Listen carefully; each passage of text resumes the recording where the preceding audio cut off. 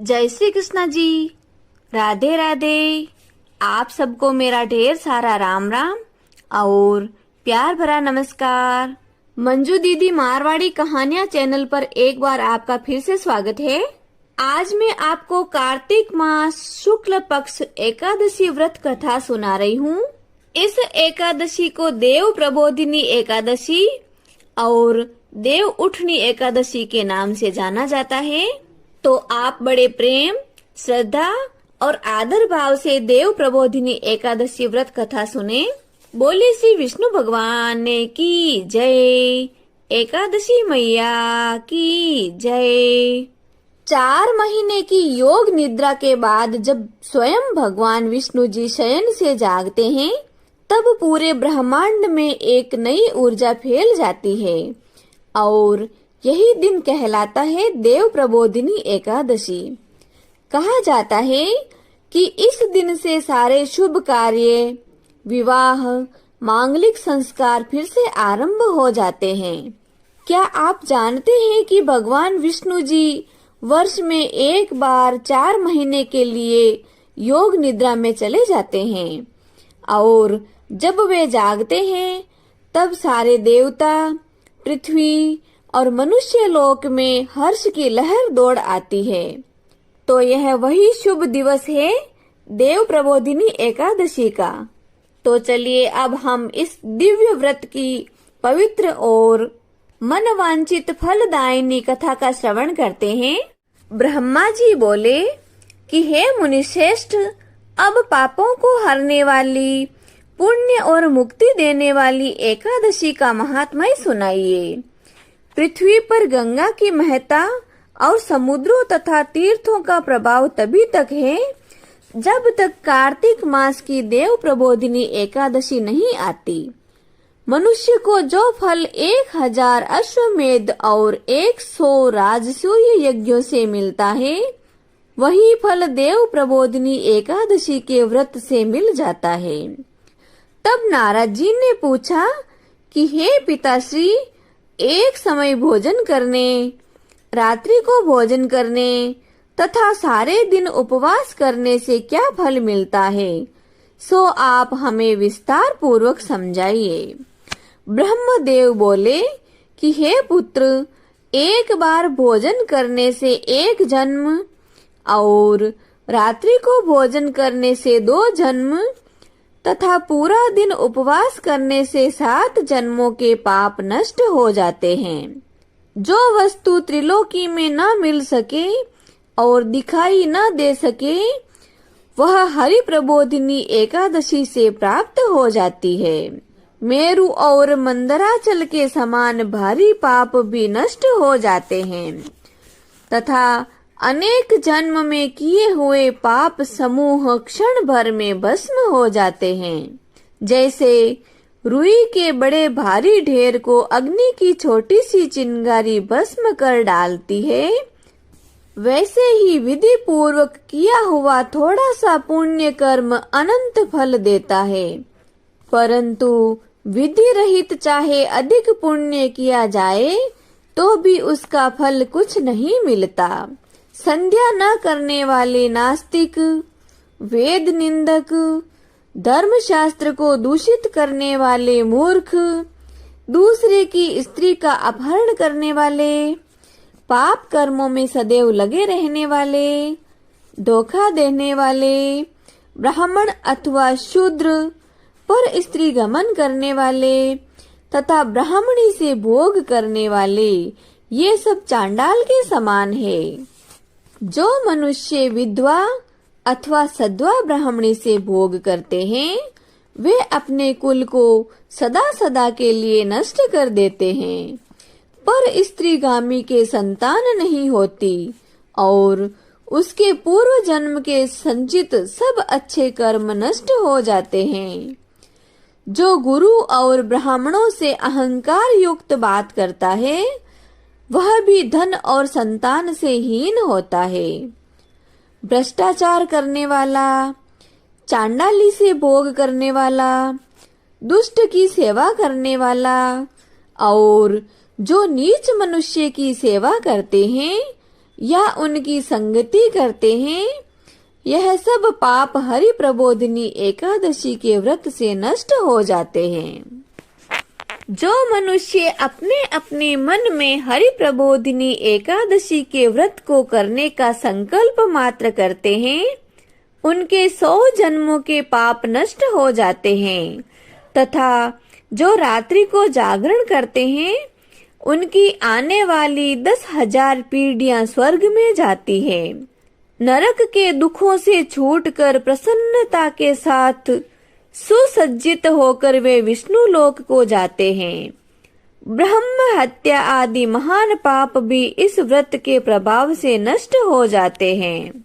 जो फल समस्त तीर्थों के स्नान करने, गऊ, स्वर्ण और भूमि का दान करने से प्राप्त होता है, वही फल एकादशी की रात्रि को जागरण करने मात्र से मिल जाता है।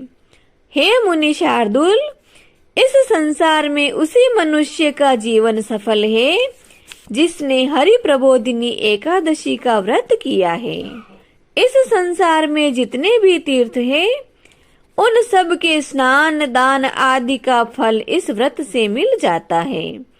अतः और सब कर्मों को त्याग कर भगवान के प्रसन्नार्थ कार्तिक शुक्ल पक्ष हरि प्रबोधिनी एकादशी का व्रत अवश्य करना चाहिए। वही मनुष्य ज्ञानी, तपस्वी तथा जितेंद्रिय है और उसी को भोग तथा मोक्ष की प्राप्ति होती है जिसने हरि प्रबोधिनी एकादशी का व्रत किया है। यह विष्णु भगवान को अत्यंत ही प्रिय, मोक्ष के द्वार को बताने वाली तथा उसके तत्व का ज्ञान देने वाली है। जिसने एक बार भी इसका व्रत किया, वह मोक्ष का अधिकारी हो जाता है। मन, कर्म और वचन, इन तीनों प्रकार के पाप इस रात्रि को केवल जागरण करने मात्र से नष्ट हो जाते हैं। हरि प्रबोधिनी के दिन जो मनुष्य भगवान के प्रसन्नार्थ स्नान, दान, तप व यज्ञ आदि करते हैं, वे अक्षय पुण्य को प्राप्त होते हैं। हरि प्रबोधिनी एकादशी के दिन व्रत करने से मनुष्य के बाल, यौवन और वृद्धा अवस्था में किए गए समस्त पाप नाश हो जाते हैं। इस एकादशी को रात्रि में जागरण का फल चंद्र और सूर्य ग्रहण के समय स्नान करने से 1000 गुना अधिक होता है। अन्य कोई भी पुण्य इसके सामने व्यर्थ है। जो मनुष्य हरि प्रबोधिनी एकादशी का व्रत नहीं करते, उनके सब पुण्य व्यर्थ हैं। अतः हे नारद, तुमको भी विधि पूर्वक प्रयत्न के साथ इस व्रत को करना चाहिए। जो कार्तिक मास में धर्म परायण होकर अन्न नहीं खाते हैं, उन्हें चंद्रायण व्रत का फल प्राप्त होता है। कार्तिक मास में भगवान दान आदि से इतने प्रसन्न नहीं होते जितने कि शास्त्रों की कथाओं को सुनने से होते हैं। कार्तिक मास में जो मनुष्य भगवान विष्णु की कथा का एक या आधा श्लोक भी पढ़ते या सुनते और सुनाते हैं, उनके सभी पाप नष्ट हो जाते हैं। अतः अन्य सब कर्मों को छोड़कर कार्तिक मास में मेरे सन्मुख बैठकर मेरी कथा पढ़नी या सुननी चाहिए। जो कल्याण के लिए कार्तिक मास में श्री हरि की कथा कहते हैं, वे सभी अपने कुटुंब का क्षण मात्र में उद्धार कर देते हैं। शास्त्रों की कथा कहने और सुनने से 10,000 यज्ञों का फल मिलता है, साथ ही उनके सब पाप नष्ट हो जाते हैं। जो नियम पूर्वक हरि कथा सुनते हैं, वे 1000 गौदान का फल पाते हैं। भगवान विष्णु के जागने के दिन जो भगवान की कथा सुनते हैं, वे 7 द्वीपों समेत पृथ्वी के दान करने का फल पाते हैं। जो मनुष्य भगवान श्री हरि की कथा को सुनकर वाचक को अपनी सामर्थ्य के अनुसार दक्षिणा देते हैं, उनको सनातन लोक की प्राप्ति होती है। ब्रह्मा जी की यह बात सुनकर नारद मुनि ने कहा कि हे भगवन, एकादशी के व्रत की क्या विधि है? यह व्रत करने से क्या फल मिलता है, वह भी हमें विस्तार पूर्वक समझाइए। नारद मुनि की बात सुनकर ब्रह्मदेव कहने लगे कि हे पुत्र, ब्रह्म मुहूर्त में जब 2 घड़ी रात्रि रह जाए, तब उठकर शौच आदि से निवृत्त होकर दंत धावन आदि करें। उसके बाद नदी, तालाब, कुआं, बावड़ी या घर में ही जैसा संभव हो स्नान आदि करें। फिर भगवान श्री हरि की पूजा करके कथा सुने तथा फिर व्रत का नियम ग्रहण करना चाहिए। उस समय भगवान से विनय करें कि हे भगवन, आज मैं निराहार रहकर व्रत करूंगा, आप मेरी रक्षा कीजिए। दूसरे दिन द्वादशी को भोजन करूंगा या करूंगी। तत्पश्चात भक्ति भाव से व्रत करें तथा रात्रि को भगवान के आगे नृत्य, गीत, भजन कीर्तन आदि करना चाहिए। देव प्रबोधिनी एकादशी को कृपणता को त्याग कर बहुत से पुष्प, फल, अगर, धूप आदि से भगवान श्री हरि का पूजन करना चाहिए। शंख के जल से भगवान को अर्घ्य देवें, इसका समस्त तीर्थों से करोड़ गुना फल होता है। जो मनुष्य अगस्त्य के पुष्प से भगवान श्री हरि का पूजन करते हैं, उनके आगे स्वयं देवेंद्र यानी इंद्र भी हाथ जोड़ता है। तपस्या करके संतुष्ट होने पर भगवान श्री हरि जो नहीं करते, वह अगस्त्य के पुष्पों के भगवान को अलंकृत करने से करते हैं। जो मनुष्य कार्तिक मास में बिल्व पत्र से भगवान की पूजा करते हैं, वे मुक्ति को प्राप्त होते हैं। कार्तिक मास में जो तुलसी से भगवान का पूजन करते हैं, उनके 10,000 जन्मों के पाप नष्ट हो जाते हैं। तुलसी दर्शन करने, स्पर्श करने, कथा कहने, नमस्कार करने, स्तुति करने, तुलसी रोपण, जल से सींचने और प्रतिदिन पूजन सेवा आदि करने से 1000 करोड़ युग पर्यंत विष्णु लोक में निवास करते हैं। जो मनुष्य तुलसी का पेड़ लगाते हैं, उनके कुटुंब में उत्पन्न होने वाले प्रलय काल तक विष्णु लोक में निवास करते हैं।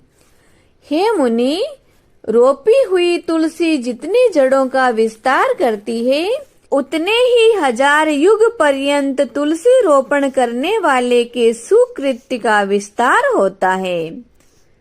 जिस मनुष्य की रोपण की हुई तुलसी जी की जितनी शाखा, प्रशाखा, बीज और फल पृथ्वी में बढ़ते हैं, उसके उतने ही कुल जो बीत गए हैं तथा आगे आने वाले 2000 कल्प तक भगवान विष्णु के लोक में निवास करते हैं।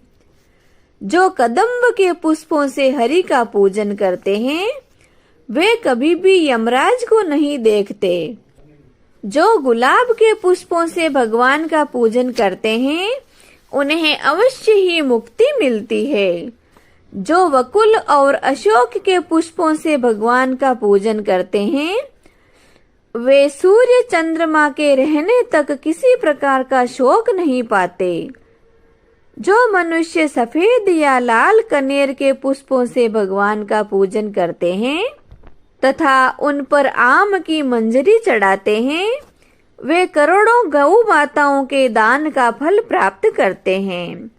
जो दूब यानी दूर्वा के अंकुरों से भगवान विष्णु की पूजा करते हैं, वे 100 गुना पूजा का फल पाते हैं। जो मनुष्य शमी वृक्ष के पत्र से भगवान की पूजा करते हैं, उनको महाघोर यमराज के मार्ग का भय नहीं रहता। जो मनुष्य भगवान का चंपा के पुष्पों से पूजन करते हैं वे मनुष्य फिर संसार में नहीं आते। जो मनुष्य केतकी का पुष्प भगवान पर चढ़ाते हैं उनके करोड़ों जन्मों के पाप नष्ट हो जाते हैं। जो पीले रक्त वर्ण के कमल के पुष्पों से भगवान का पूजन करते हैं उनको श्वेत द्वीप में स्थान मिलता है। इस प्रकार रात्रि को भगवान का पूजन कर प्रातः काल होने पर उठकर नदी पर जाएं और वहां पर स्नान जप तथा प्रातः काल के कर्म करके घर पर आकर विधि पूर्वक भगवान केशव का पूजन करें। व्रत की समाप्ति पर विद्वान ब्राह्मणों को भोजन करवाएं और दक्षिणा देकर क्षमा याचना करें। इसके पश्चात भोजन गऊ और दक्षिणा देकर गुरु का पूजन करें। ब्राह्मणों को दक्षिणा देवें और जो चीज व्रत के आरंभ में छोड़ने का निश्चय किया था वह ब्राह्मणों को दान में देवें। हे राजन, रात्रि में भोजन करने वाला मनुष्य ब्राह्मणों को भोजन करवाएं और स्वर्ण सहित बेल का दान करें। जो मनुष्य मांसाहारी नहीं है वह गऊ का दान करे। आंवले से स्नान करने वाले मनुष्य को दही और शहद का दान करना चाहिए। जो मनुष्य जिन फलों का त्याग करता है वह उन त्यागे हुए फलों का दान करे। तेल छोड़ने पर घृत और घृत छोड़ने पर दूध तथा अन्न छोड़ने पर चावल का दान दिया जाता है। जो भूमि पर शयन करने का व्रत लेते हैं उनको शय्या दान करना चाहिए तथा तुलसी सहित सब सामग्री साथ में देनी चाहिए। पत्ते पर भोजन करने वाले स्वर्ण का पत्ता घृत सहित देना चाहिए। मौन व्रत धारण करने वाले को ब्राह्मण और ब्राह्मणी को घृत तथा मिठाई का भोजन करवाना चाहिए। बाल रखने वाले को दर्पण, जूता छोड़ने वाले को एक जोड़ा जूता, लवण त्यागने वाले को शर्करा दान करनी चाहिए।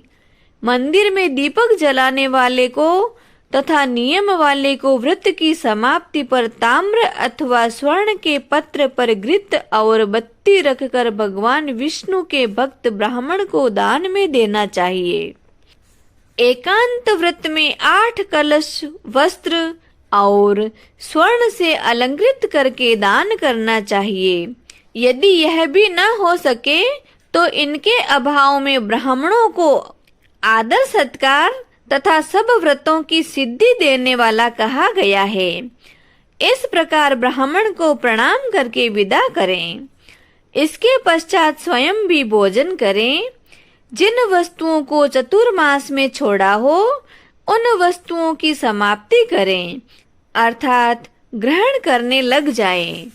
हे राजन, जो बुद्धिमान इस प्रकार चतुर्मास व्रत निर्विघ्न समाप्त करते हैं वे कृतकृत्य हो जाते हैं और फिर उनका जन्म नहीं होता। यदि व्रत भ्रष्ट हो जाए तो व्रत करने वाला अंधा या कोढ़ी हो जाता है। भगवान श्री कृष्ण कहते हैं कि हे राजन, जो तुमने मुझसे पूछा था वह मैंने बतलाया। इस कथा को पढ़ने तथा सुनने से गौ दान का फल प्राप्त होता है। इति श्री कार्तिक मास शुक्ल पक्ष देव प्रबोधिनी एकादशी व्रत कथा संपूर्णम। बोलो श्री विष्णु भगवान की जय। एकादशी मैया की जय। अब हम जगत के पालनहार प्रभु की आरती करते हैं। हरि ओम। शांताकारं भुजंगशयनं पद्मनाभं सुरेशं विश्वाधारं गगनसदृशं मेघवर्णं शुभांगं लक्ष्मीकान्तं कमलनयनं योगिभिर्ध्यानगम्यं वन्दे विष्णु भवभयहरं सर्वलोकैकनाथम्। ॐ जय जगदीश हरे स्वामी जय जगदीश हरे।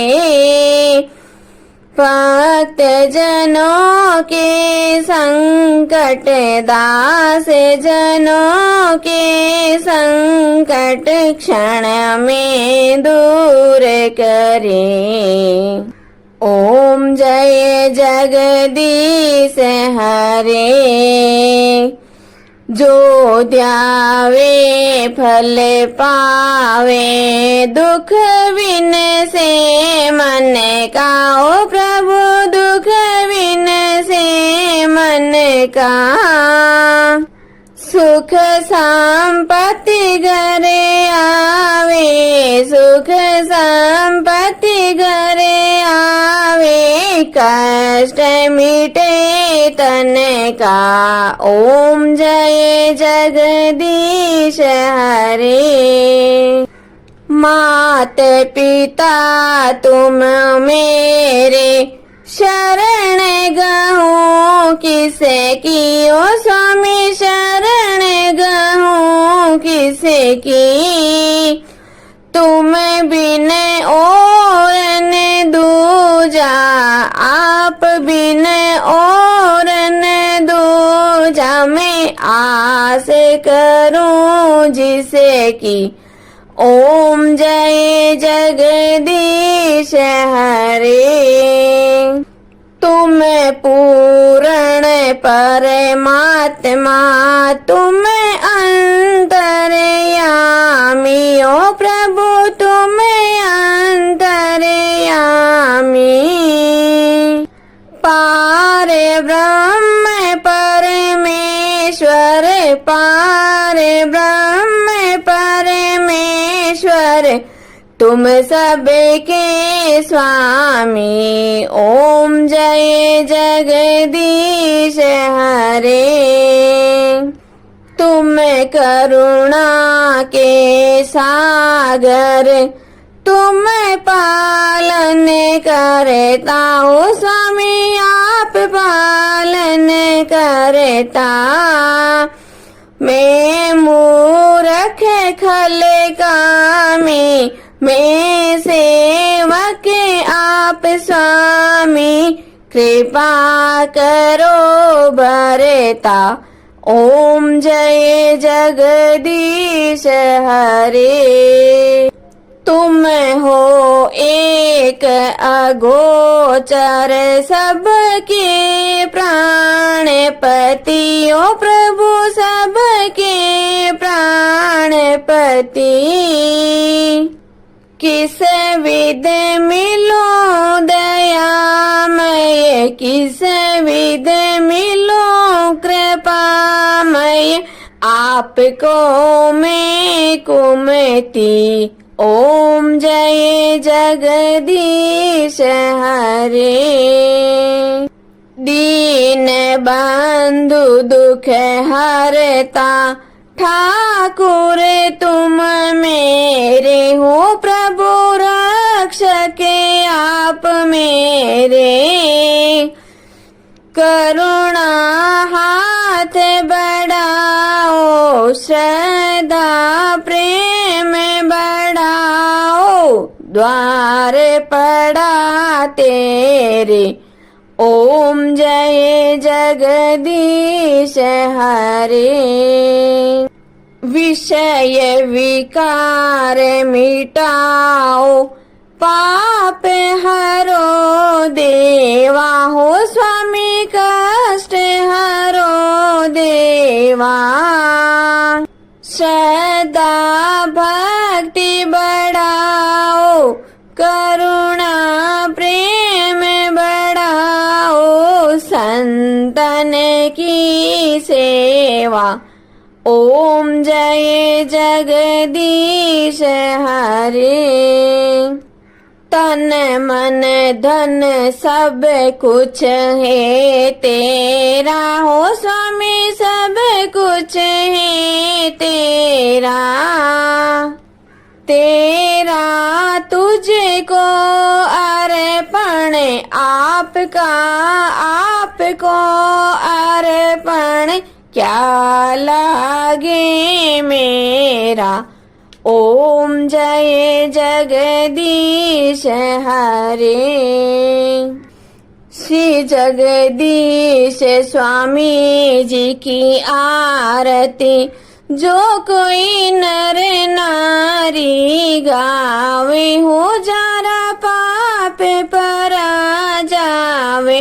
जारे घर लक्ष्मी जी आवे हो जारे नव निधे होई जावे हो जारा दुख दारिद्र जावे हो जारे सुख संपत्ति आवे हो वे तो भक्ति मुक्ति पावे। कहत शिवानंद स्वामी रटते भोलानंद स्वामी मनवांचित फल पावे।